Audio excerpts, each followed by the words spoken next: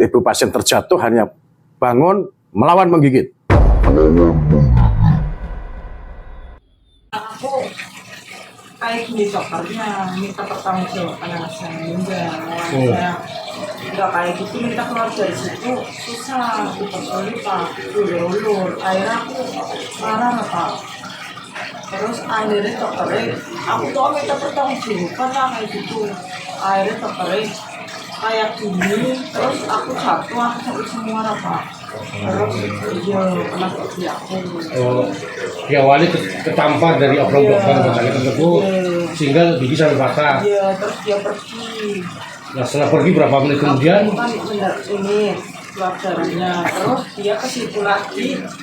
Itu anak-anak apa singgung anak jantung. Terus akhirnya Oh, gigit. ya darah gigit, dia lari, terus tak kejar pak. Oh, Aku cari dia sampai kemana, terus ternyata dia keluar. karena sampai merasa diawali ditampar seperti itu ya. Terus dianya malah pergi-pergi kayak ketakutan gitu loh pak. Kalau tadi penjelasan dari klien saya bahwa artinya tindakan klien saya ini secara spontanitas ya, karena kondisi melihat perjuangan klien saya membawa anaknya ke rumah sakit agar mendapatkan pelayanan yang baik, diharapkan bisa sembuh dari sakit gitu ya. Namun demikian di dalam konsep pelayanannya sangat buruk, sehingga secara refleks karena melihat jenazah anaknya kemudian meminta pertanggungjawaban pada pihak dokter ya. Namun di sana akhirnya terjadi insiden yang secara refleks klien kami kena pukulan tangan, kena gigi, sehingga gigi klien kami sampai patah. Ya, di sini kita ada bukti kaos yang dibawa, ini ada darahnya, ya bekas darah artinya. Ketika itu menggunakan kaos itu ya? Ya, ketika kami menggunakan kaos ini, dan ini kami akan sampaikan nanti di dalam proses hukum pidananya kalau memang diperlukan sebagai alat bukti. Ya. Rujukan ya, ini kan tadi ada single rujukan ya, rujukan rumah sakit mengatakan bahwa rumah sakit sudah berusaha mengkomunikasikan dengan rumah sakit terdekat untuk mengirim pasien. Itu saya katakan tidak benar karena pasien sendiri itu sudah berusaha secara sendiri ke rumah sakit umum Azhari, berusaha untuk mendaftarkan ya, dengan harapan rujuk diberikan. Nah, buktinya apa? Nah, buktinya di sini ada bukti pendaftaran dari rumah sakit. Ini barcode ini ya yang digunakan klien saya ini sebagai bukti pendaftaran di mana Rumah Sakit Umum Azhari Pemalang mengatakan tidak penuh dan ditunggu pasiennya. Namun ketika klien kami datang ke rumah sakit justru dipersulit. Kalau bahasa klien dari rumah sakit mengatakan bahwa rumah sakit sudah mengkonfirmasi by telepon menghubungi rumah sakit terdekat penuh, itu bohong. Dan kami akan buktikan nanti, ya kan?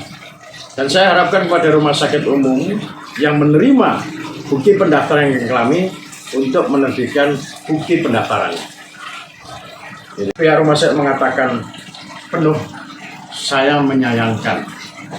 Ya, betul memang kalau pihak rumah sakit mengizinkan memberikan rujuk ke Rumah Sakit Margono dengan kondisi klien kami buruk, apa tidak dipikirkan resiko dalam proses perjalanan dari Pemalang ke Purwokerto?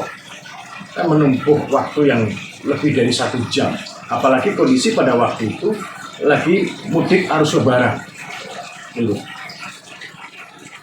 Artinya kalau hal ini tetap dibiarkan, ya akan kasihan masyarakat Pemalang ini.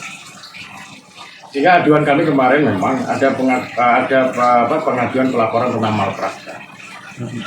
Malpraktek itu dalam medis itu mal itu buruk. Arti mal itu buruk. Buruk dalam praktek pelayanan. Sehingga kami mengadukan kemarin kepada pihak kepolisian secara pidana. Maka klien kami berhak mengajukan upaya hukum baik pidana maupun perdata. Itu yang perintah, sekali lagi, yang perintah itu bukan lawyernya, tapi undang-undang. Itu undang-undang yang membuat adalah negara. Dan wajib dipatuhi oleh setiap warga negara Indonesia. Kami kemarin yang kami laporkan adalah dugaan tindak pidana kelalaian dalam pelayanan medis dan atau penganiayaan, itu yang kami laporkan. Gitu. Terus gini, Kalau penanganan prosedur itu nggak kayak gitu apa? Masa anak kayak gitu dilantarkan kayak gitu? Anak sakitnya apa saya nggak tahu. Apa saya bilang kayak gini, Mbak, kok anak saya ini kayaknya makannya susah Mbak? Apa dikasih vitamin kah? Atau dikasih antibiotik kah? Atau apa gitu Pak? Obatnya cuma Mertiku sama paracetamol kayak gitu. Terima kasih.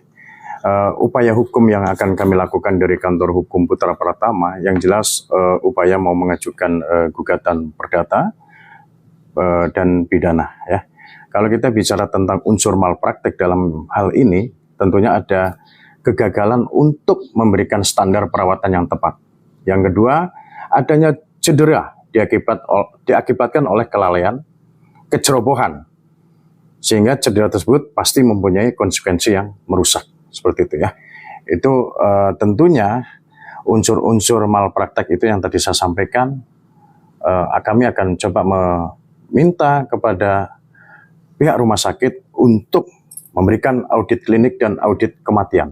Itu bahan pertimbangan hukum kami nanti di upaya hukum kami. Kalau kita bisa lebih jelas ya, karena ini untuk penjelasan konkret, saya akan meminta pihak keluarga pasien untuk menjelaskan kronologi awalnya seperti apa, terus bagaimana penanganannya di rumah sakit yang sebenarnya. Silakan Bu. Ibu pasien terjatuh hanya bangun melawan menggigit, begitu. Saya rasa respon ini sangat wajar lah. Yang dilakukan rumah saya sangat wajar, atau rekan saya juga sangat wajar kejadian-kejadian seperti ini di rumah sakit, gitu kan. Tapi hal ini silakan pihak rumah sakit kalau mau membuktikan keberadaan adanya upaya tindak pidana pemukulan dari klien saya, mungkin penganiayaan, silakan. Ajukan aja prosesnya. Gitu. Enggak apa-apa. Kita akan membuktikan, sama-sama kita akan membuktikan kok. Ya kan? Dan perlu dipahami bahwa di sini klien saya melaporkan, ya kan, tujuan pertama itu mulia. Agar di pihak rumah sakit juga bisa introspeksi. Tidak ada korban-korban berikutnya. Saat itu. Ya, karena ini hubungannya kaitan dengan nyawa. Terus yang kedua, di sini kan ada hak-hak pasien. Dan kami hanya menjalankan apa yang menjadi perintah undang-undang. Itu hak kami. Bukan kami mengarang cerita. Tapi negara memberikan fasilitas kepada kami untuk menuntut hak berdasarkan undang-undang yang ada.